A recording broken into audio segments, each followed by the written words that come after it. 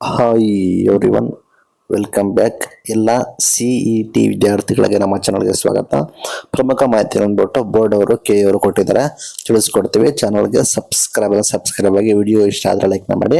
ಇಲ್ಲಿ ನಮಗೆ ಗೊತ್ತಿರುವ ಪ್ರಕಾರ ಕೆ ಅವರು CET ಪರೀಕ್ಷೆ ಅನೌನ್ಸ್ಮೆಂಟ್ ಕೂಡ ಮಾಡಿದ್ದಾರೆ.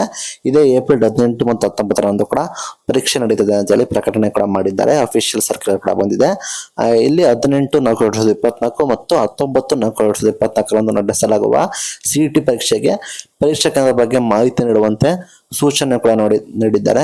ವಿಷಯಕ್ಕೆ ಸಂಬಂಧಿಸಿದಂತೆ ಉಲ್ಲೇಖಿತ ಪತ್ರದಲ್ಲಿ ಘನ ನ್ಯಾಯಾಲಯ ಆದೇಶದ ಮೇರೆಗೆ 18ನೇ ತಾರೀಕು, ಅದೇ ರೀತಿ 19ನೇ ತಾರೀಕು ನಡೆಸುವ CET ಸಾಮಾನ್ಯ ಪ್ರವೇಶ ಪರೀಕ್ಷೆ ನಡೆಸುವ ದಿನಾಂಕವನ್ನು ಪ್ರಕಟಿಸಲಾಗಿದೆ. ರಾಜ್ಯದ ಎಲ್ಲಾ ಜಿಲ್ಲೆ, ತಾಲೂಕುಗಳಲ್ಲಿ ಪರೀಕ್ಷೆ ನಡೆಸಲು ಅಗತ್ಯವಿರುವ ಮೂಲಭೂತ ಸೌಕರ್ಯ ಇರುವ ಸರ್ಕಾರಿ, ಅನುದಾನರಹಿತ ಶಾಲೆಗಳ ಪರೀಕ್ಷಾ ಕೇಂದ್ರಗಳನ್ನು ಗುರುತಿಸಿ ಪಟ್ಟಿ ಮಾಡಲು ಕೆಎಗೆ ನೇರವಾಗಿ ಸಲ್ಲಿಸಬೇಕು ಅಂತ ಹೇಳಿ ಮಾಹಿತಿ ಕೊಟ್ಟಿದ್ದಾರೆ.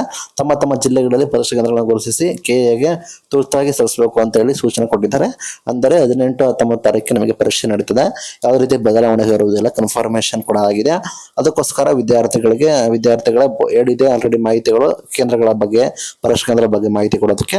ಅದಕ್ಕೋಸ್ಕರ ತಯಾರಾಗಿರಿ, ಯಾವುದೇ ರೀತಿ ಬದಲಾವಣೆ ಕೂಡ ಆಗೋದಿಲ್ಲ. 18, 19 ತಾರೀಕಿನಂದು ನಿಮಗೆ CET ಪರೀಕ್ಷೆಗಳು ನಡೀತದೆ ಅಂತ ಹೇಳಿ ಘೋಷಣೆ ಕೂಡ ಮಾಡಿದ್ದಾರೆ. ಇದು ಮುಖ್ಯವಾದ ಮಾಹಿತಿ. Thank you for watching.